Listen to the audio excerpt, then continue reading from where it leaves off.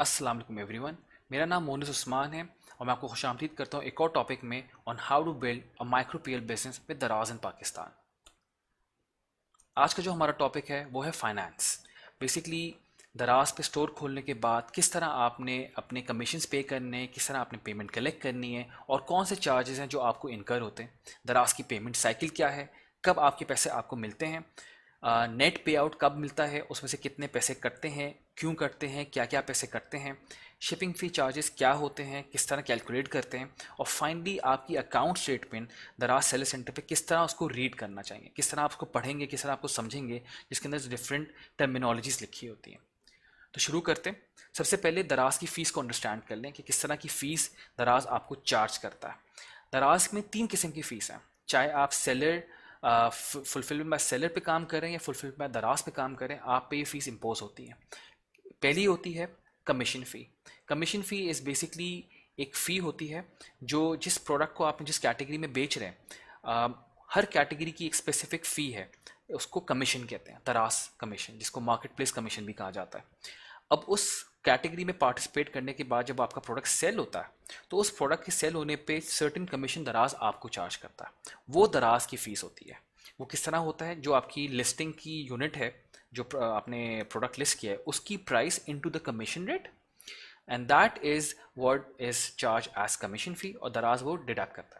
अगर आप एफ के मॉडल पर हैं तो जो आपके पैसे दराज खुद कलेक्ट करता है वो उसमें से वो फ़ी काट के बाकी पैसे आपको देता है। अगर आप एफ के मॉडल पर हैं फुलफिलमेंट बाय सेलर पे, तो देन आपको इन्वॉइस किया जाता है और फिर वो पेमेंट आपने दराज को अलग से करनी होती है। दूसरा आता है आपको शिपिंग फ़ी।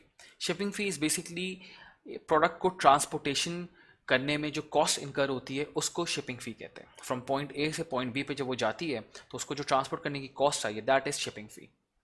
शिपिंग फ़ी किस तरह कैलकुलेट की जाती है, जो उसका वेट है इनटू द शिपिंग रेट। अब शिपिंग रेट डिफर करता है, आपका डिपेंड करता है कि आपका ओरिजिन क्या है और आपका डेस्टिनेशन क्या है।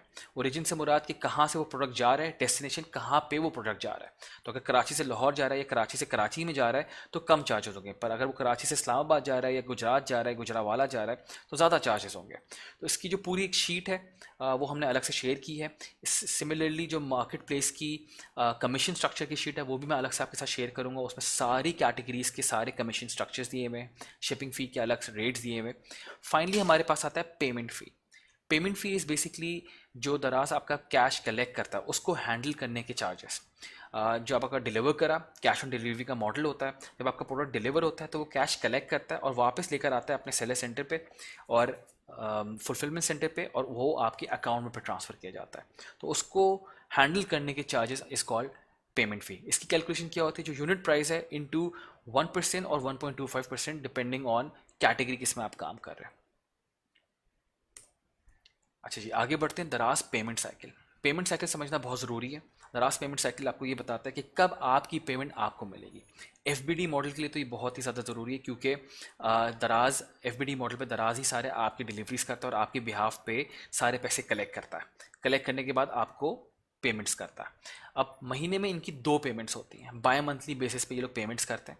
पहली जो होती है वो फर्स्ट जो 15 डेज़ की होती है, और सेकंड जो होती है लेटर 15 डेज़ की होती है। अगर आपका ऑर्डर, कस्टमर का जो ऑर्डर आया है वो फर्स्ट से लेके 14th ऑफ द मंथ को आया है, तो जो आपको पेमेंट होगी उसकी वो 20 से 30 तारीख तक की होगी। और जो सेकंड पेमेंट साइकिल होती है वो इस तरह काम करती है, अगर आपको ऑर्डर आया 15 से लेकर 30 तारीख तक या 31 तारीख तक, तो जो नेक्स्ट मंथ की पहली या 10 है उसमें जाके आपको उसकी पेमेंट मिलती है। इसके पीछे साइंस ये होती है कि अगर आपको जो महीने में 2 साइकिल इन्होंने बनाई, एक तो आपकी पेमेंट नहीं फंसती और आपके पास पेमेंट वेरी रेगुलरली आ रही होती है, हर 2 हफ्ते में आपके अकाउंट में पैसे डिपॉजिट कर दिए जाते हैं। दूसरा, जो ये बीच में डिले लेते हैं, अगर कस्टमर का कोई कैंसिलेशन आई है या रिफंड आया है तो वो इसमें एडजस्ट होकर आता है। तो ये 2 मंथ की साइकिल चलती है, 15 दिन की साइकिल होती है जिसमें आपके अकाउंट में पैसे आ रहे होते हैं। तो 14th डे, फर्स्ट से 14 में जो ऑर्डर्स आते हैं उनकी जो पेमेंट होती है वो 20 से 30 के बीच में होती है। तो ये 14th डे के बाद आपके पास पैसे आ जाते हैं। In case of public holidays, अगर पब्लिक हॉलीडे आ जाए या वीकेंड आ जाए तो नेक्स्ट वर्किंग डे पे आपकी पेमेंट प्रोसेस होती है। तो दिस इज़ हाउ आपकी पेमेंट साइकिल काम करती है। अब अगर हम लोग बात कर लें कंप्यूटेशन ऑफ पे आउट विच इज़ नेट पे आउट, इसका मकसद ये होता है कि आपको पैसे कितने मिलते हैं आफ्टर ऑल द डिडक्शंस। तो सबसे पहले तो जो मेट्रिक आता है वो आता है यूनिट प्राइस का, जो आपने खुद मेंशन की होती है कि मैं प्रोडक्ट इस प्राइस पे बेचना चाह रहा हूँ।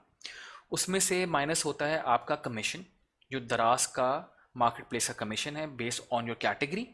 उसमें से माइनस होता है आपके पेमेंट फ़ी। बेसिकली पेमेंट फ़ी वो होती है जो दराज आपकी कैश हैंडलिंग की चार्जेस होता है। उसमें से माइनस होती है आपकी shipping fee. Shipping fee is basically जब आपको ट्रांसपोर्टेशन कॉस्ट आती है आपके प्रोडक्ट की। And finally VAT which is a tax, value added tax आपका डिडक्ट होता है based on the commission and the shipping fee जो आपको चार्ज हुई है। अब आपका जो पे आउट बनता है इक्वल्स टू, वो होता है unit price minus commission minus payment fee minus shipping fee minus VAT VAT, और उसमें बाद जो पैसे बचते हैं वो आपको पे आउट होता है। This is how the computation of पे आउट एक्चुअली वर्क्स। फिर हम लोग बात कर लेते हैं शिपिंग फ़ी चार्जेस की। अब शिपिंग फ़ी चार्जेस किस तरह चलते हैं और ये किस तरह काम करते हैं।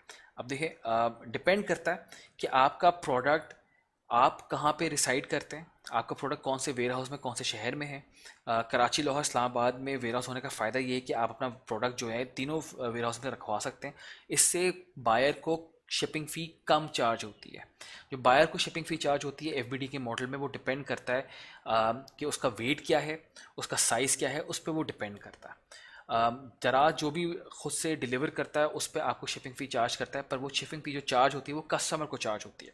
जब आप अपना प्रोडक्ट अपलोड करते हैं FBD के मॉडल में, तो वहाँ पे आप शिपिंग फ़ी नहीं डालते, आप सिर्फ यूनिट प्राइस डालते हैं, और यूनिट प्राइस के ऊपर शिपिंग फ़ी दराज खुद चार्ज करता है।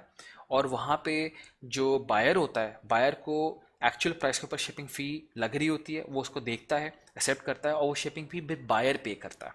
सेलर को पे नहीं करनी पड़ती है, बायर को वो चार्ज होती है। डिपेंड करता है उसका वेट कितना है, डिपेंड करता है उसकी डेस्टिनेशन कितनी है, दूर है, करीब है, कहाँ से जा रहा है, कहाँ को आ रहा है। नीचे मैंने एक सैम्पल बनाया है, यहाँ पे ये आपको बता रहा है कि डेस्टिनेशन कराची है, यानी जाने वाली जगह जो है वो कराची है, लेकिन ओरिजिन कहाँ से वो चल रही है। कराची से अगर चल रही है और उसका आधे kg का वेट है तो वो 45 रुपीज़ का चार्ज पड़ेगा। पर अगर वो कराची ही जा रही है और कराची से चल रही है और उसका वेट 10 kg है या 10 से 18 kg है, तो जो चार्जेस होंगे वो 429 रुपये। इसी तरह अगर वो जा रहा है कराची फ्रॉम सखर और उसका वेट है 1 kg, तो 109 रुपये आपको चार्ज पड़ते हैं। तो this is how the shipping fee charges calculate. लेकिन हर सिटी का डिफरेंट रेट है, उसके लिए एक पूरा शिपिंग फ़ी रेट चार्ट मैंने बनाया है, वो अलग से आपके साथ शेयर करेंगे। उसमें आप देख सकते हैं कि आपका ओरिजिन और डेस्टिनेशन की बेस पे कितना आपको चार्ज पड़ेगा on the basis of weight as well. अब हम लोग बात करते हैं कि आपकी जो अकाउंट स्टेटमेंट है वो उसको किस तरह देखना है, वो किस तरह नज़र आती है, किस तरह उसको एक्सेस करते हैं, उसमें कौन कौन से डिफरेंट चीज़ें जो आपको देखनी पड़ती हैं, समझने की ज़रूरत है, और टर्मिनोलॉजीज़ क्या क्या है। एक लाइव अकाउंट स्टेटमेंट देखते हैं। दराज सर्विस सेंटर पे आप लॉगिन करते हैं। लॉगिन करने के बाद आपके पास यहाँ पे टॉपिक आ रहा होता है, लेफ्ट हैंड साइड पे आपके मेन्यू में आ रहा होता है फाइनेंस। आप फाइनेंस पे क्लिक करते हैं तो आपके पास ड्रॉप डाउन में अकाउंट स्टेटमेंट्स आता है, ऑर्डर ओवरव्यू और ट्रांजैक्शन ओवरव्यू आता है। आप यहाँ से सेलेक्ट करते हैं account statements. Account statement select करने के बाद आपके पास पीरियड आ जाता है कि कौन से ड्यूरेशन का आप देखना चाह रहे हैं। आप इस पर ड्रॉप डाउन पर क्लिक करते हैं और यहाँ पे आपके पास सारे 15 दिन के जो पीरियड्स हैं वो नज़र आ रहे होते हैं। अब जैसे ये है, टॉप पे आ रहा है 15 जुलाई से 31 जुलाई, या उससे पहले 1 जुलाई से 14 जुलाई। तो हम लोग लेटेस्ट लेते हैं। लेटेस्ट सेलेक्ट करने के बाद आपकी यहाँ पे स्टेटमेंट अपेयर होती है। ये अभी नॉट पेड आ रही है, यहाँ पे इसको पढ़ना मैं आपको सिखा देता हूँ। Opening balance from previous statement is zero, यानी मेरे पिछले जो था वो सारा क्लियर है, अभी जो फॉरवर्ड हुआ है वो जीरो है। आइटम चार्जेस जो मैंने चार्जेस हुए थे, जो मैंने यूनिट प्राइस चार्ज की थी कस्टमर्स को, वो टोटल बनी है 8,80,727 रुपये। उसमें से क्लेम्स ज़ीरो है। अदर क्रेडिट जो है ये ऐड हो रहे हैं, जो ये पेमेंट कलेक्ट की है बायर से, विच इज़ 8,487 रुपीज़। दराज फीस माइनस हो रही है और उसके अलावा VAT भी माइनस हो रहा है। तो जो पॉजिटिव में फिगर्स हैं वो ऐड होती हैं, और जो नेगेटिव में फिगर्स हैं वो उसमें से माइनस होके जो आपको सब टोटल आ रहा है वो आ रहा है 8,30,909 रुपीज़ 70 पैसे। ये मेरे अकाउंट में डिपॉजिट होंगे। क्योंकि 15 तारीख का मैंने जनरेट किया, तो ये 20 से 30 तारीख के बीच में महीने की मेरे अकाउंट में डिपॉजिट हो जाएंगे, और फिर मेरी उस ड्यूरेशन में जो ऑर्डर्स आ रहे होंगे वो नेक्स्ट साइकिल में चले जाते हैं। अब यहाँ पे जो ये टर्म्स लिखी हुई हैं, item charges, claims, other credit, दराज फीस, ये जो है यहाँ पे एरो पे आप क्लिक करते हैं तो ड्रॉप डाउन खुल जाता है और आपको सारे चार्जेस के ब्रेक डाउन दिखाता है। ब्रेक डाउन पे जो टर्मिनोलॉजीज़ हैं वो समझना बहुत ज़रूरी है, क्योंकि बहुत डिफ़िकल्ट टर्मिनोलॉजीज़ लिखी होती हैं। आप कभी कभी कंफ्यूज हो जाते हैं अपनी स्टेटमेंट पढ़ते हुए कि इस टर्मिनोलॉजी का मतलब क्या है। तो हम हर टर्मिनोलॉजी को डिटेल में देख लेते हैं। सबसे पहले आपका जो ऑर्डर सेक्शन है वहाँ पे आपके पास डिफरेंट किस्म की टर्मिनोलॉजी आती है। आइटम चार्जेस आते हैं। आइटम चार्जेस इज बेसिकली सबसे पहला आता है वो आता है आइटम प्राइस क्रेडिट। ये बेसिकली वो चार्ज है जो आपने खुद सेट किया था डिलीवर्ड आइटम पे और ये आपके बायर से कलेक्ट किया गया है। तो आइटम प्राइस क्रेडिट जो आपको मिल रहा है ये एग्जैक्टली वही होता है जो आपने सेट किया और बायर से कलेक्ट किया। फिर आपके स्टेटमेंट में लिखा होगा promotional charges general, promotional charges bundles या प्रमोशन चार्जेस वाउचर्स। ये तीन है, ये प्रमोशनल डिस्काउंट्स होते हैं जो सेलर या आप अपनी तरफ से देते हैं ऑन डिलीवर्ड आइटम। तो ये जो चार्जेस होते हैं ये आपको चार्ज होता है बेस्ड ऑन आपने क्या डिस्काउंट दिया था। फिर आपके पास आता है क्लेम्स का हेडर। क्लेम्स के अंदर आता है other credit which is shipping fee या पेड बाय कस्टमर्स। ये वो चार्ज होता है जो शिपिंग फी बायर को चार्ज हुआ था बेस्ड ऑन उसके ऑर्डर पे और ये बायर से कलेक्ट किया गया है। तो कितना कलेक्शन था वो यहाँ पे लिखा आ रहा होगा shipping fee paid by customers के हेडिंग के नीचे। फिर फाइनली आपका आता है ऑर्डर्स के अंदर दराज फीस। दराज फीस जो फीस आपको चार्ज हुई है आपके ऑर्डर्स पे। पहले तो आपका कमीशन आता है। कमीशन एग्जैक्टली वही जो हमने पहले डिस्कस किया, आपकी कैटेगरी पे डिपेंड करता है कि आप कौन सी कैटेगरी में काम कर रहे हैं और उस पर कितना कमीशन चार्ज हो रहा है। कमीशन रीबेट एक बेसिकली नई प्रमोशन स्टार्ट किए दराज ने स्मॉल सेलर्स के लिए। अगर वो अपना टारगेट अचीव करते हैं तो उनको कमीशन पे कुछ रिलैक्सेशन मिलती है, कुछ छूट मिलती है। वो हम पे अप्लाई नहीं करती, वो बहुत छोटे सेलर्स पे अप्लाई करती है, just a promotional offer. Payment fee जब आपका कैश जो हैंडल कर रहे होते हैं उसकी जो फ़ी होती है वो आपको चार्ज होती है। उसके बाद आपके पास आती है शिपिंग फ़ी। अगर शिपिंग फ़ी दराज ने कोई कैंपेन चलाई थी जहाँ पे फ्री शिपिंग था और वो रीइंबर्स करेगी हमको, तो वो शिपिंग फ़ी यहाँ से आती है। ऑटोमेटिक शिपिंग फ़ी जो चार्ज होती है सेलर को। अगर कोई फ़ीस ऐसी है जहाँ पे सेलर को चार्ज हुई है तो वो यहाँ पे दराज फीस में डिडक्ट होती है। आगे हम डिस्कस करते हैं रिफंड्स के बारे में। रिफंड्स के अंदर डिफरेंट टर्मिनोलॉजीज आती हैं। सबसे पहले आता है दराज फीस। अब यहाँ पे रिफंड्स का मकसद है कि प्रोडक्ट्स जो आपको रिटर्न हो रहे हैं, रिटर्न होने में जो चीज़ें आपको टर्मिनोलॉजीज आपको फेस करनी पड़ेंगी वो इस तरह की आएंगी। जहाँ पे आपके पास आता है reversal commission. Reversal is basically commission, जब आपका रिफंड होता है तो ये कमीशन आपको रिवर्स कर देते हैं।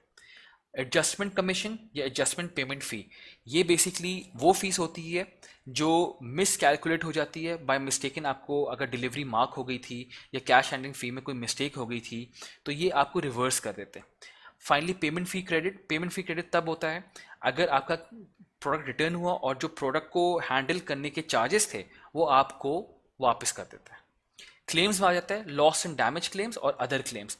लॉस एंड डैमेज क्लेम्स होता है जब जो पेमेंट आपकी डैमेज आइटम्स या एफबीडी के मॉडल पे जो आपकी इन्वेंट्री रखी थी वो खो जाती है या वो डैमेज हो जाती है तो वो आप क्लेम करते हैं, तो वो लिखा आएगा लॉस एंड डैमेज क्लेम्स और वो आपको रिफंड होती है। अदर क्लेम्स एंड रिटर्न, अगर सिर्फ आपकी पेमेंट डैमेज आइटम्स की है तो वो यहाँ पे अगर आप फुलफिलमेंट बाय सेलर पे काम करते हैं, एफबीएस पे काम करते हैं और आपका आइटम रिटर्न होता है तो वो डायरेक्ट दराज के वेयर हाउस जाता है, तो उसकी जो क्लेम फ़ी है वो यहाँ से नेगेटिव हो जाती है। फिर आता है आपका आइटम चार्जेस। आइटम चार्जेस में आपके पास है रिवर्सल आइटम प्राइस। बेसिकली जो रिफंड में आइटम चार्जेस है, रिवर्सल आइटम प्राइस में जो आपकी यूनिट प्राइस है अगर वो रिटर्न होता है तो ये आपको रिवर्सल लगता है। एडजस्टमेंट आइटम चेंज, अगर आपका आइटम जो डिलीवर हुआ है वो मिस्टेकनली मार्क कैंसिल हो जाता है या डिलीवर हो जाता है, डिलीवरी उसकी फेल हो जाती है तो उसको एडजस्टमेंट होके वो आपको चेंज वापस मिलता है। फिर आता है आपका again reversal promotion charges general, reversal promotion charges vouchers. ये वो वाउचर्स हैं जो दराज ने, जो सेलर ने अपने प्रोडक्ट्स पे डिस्काउंट्स दिए थे आगे, लेकिन क्योंकि अब रिफंड हो गया तो ये रिवर्सल हो जाता है और ये चार्जेस आपसे वापस हट के आपको जो चार्जेस लगे होते हैं वो आपको वापस रिफंड हो जाते हैं। पेनल्टीज़ बहुत इंपॉर्टेंट है। Fake RTS, ready to ship, लेकिन ये सिर्फ काम करता है फुलफिलमेंट बाय सेलर के मॉडल पे। अगर आपने फेक ऑर्डर्स डाले हैं और आपका सिस्टम डिटेक्ट कर लेता है तो आपको उस पर पेनल्टी चार्ज होती है। अगर ये पेनल्टी गलत चार्ज हुई थी तो ये आपको रिटर्न कर देते हैं। रॉन्ग गुड्स डिलीवर्ड, ये पेनल्टी होती है फॉर गलत आइटम अगर आपने डिलीवर कर दिया है, आपने बाय मिस्टेक गलत आइटम आपका डिलीवर हो गया है। एफबीडी पे ये अप्लाई नहीं करता, एफबीएस पे अप्लाई करता है। अदर्स एडजस्टमेंट्स, अगर कोई और कमीशन का रिवर्सल हुआ है, मिस्टेकनली आपको ज़्यादा चार्ज हो गए, तो आपको इसमें एडजस्टमेंट होती है। अदर डेबिट्स, अदर प्राइस के कोई अगर गलती से कोई भी आपको चार्जेस आ जाते हैं तो वो यहाँ से रिटर्न होते हैं, तो अदर डेबिट्स के रिटर्न्स के हेडर के नीचे आते हैं। फाइनली हमारे पास जो थर्ड हेडर आता है वो आता है 3PL services and other services section. 3PL से मतलब होता है third party logistics. Third party logistics are basically Daraz के अलावा जो आप डिलीवरी ऑप्ट करते हैं, जिसमें आपका अपना डिलीवरी मॉडल आ सकता है। दूसरे जो मॉडल्स काम करें पाकिस्तान में, जिसमें TCS आता है, ब्लू एक्स आता है, और भी बहुत सारे लेपर्ड्स आता है, बहुत सारे डिलीवरी पार्टनर्स, अगर आप उनके साथ काम करें और वो रिटर्न हुआ है तो उसकी जो कैश हैंडलिंग फ़ी थी वो रिवर्सल हो जाती है। उसके अलावा वो एडजस्टमेंट अदर्स के अंदर आता है। अदर सर्विसेज, अगर एडजस्टमेंट अदर्स है, जैसे लॉस एंड डैमेज आइटम्स आ गया आपके एफबीडी मॉडल पे, एफबीडी आइटम पे, तो वो आपको एडजस्टमेंट होकर आती है। अदर सर्विस फ़ी, अगर आपकी जो स्टोरेज फ़ी है वो डिडक्ट होती है आपके पे आउट से, और वो अदर सर्विस फ़ी में लग कर आती है। तो इस तरह आपकी मैंने तीनों जो हेडर से मैं आपको एक्सप्लेन किया कि आप अपनी स्टेटमेंट कैसे पढ़ते हैं, क्या आपको चार्जेस लगते हैं, क्या आपको कमीशन लगते हैं, क्या आपके पे आउट्स होते हैं और कब कब आपके पे आउट्स होते हैं। Thank you very much. अगर आपके कोई सवाल हैं तो you can get in touch इसी कम्युनिटी के थ्रू, और मैं आपके सवाल को जवाब वहाँ पे दे सकता हूँ। अब जो हमारा नेक्स्ट टॉपिक है वो again very interesting, seller ratings and reviews, dos and don'ts on Daraz. क्या चीज़ें हैं जो आपको रेटिंग्स देती हैं और आपको रिव्यूज़ देती हैं, और क्या करना चाहिए और क्या नहीं करना चाहिए, तो ये हम लोग नेक्स्ट टॉपिक में डिस्कस करेंगे। Thank you very much. अल्लाह हाफिज़।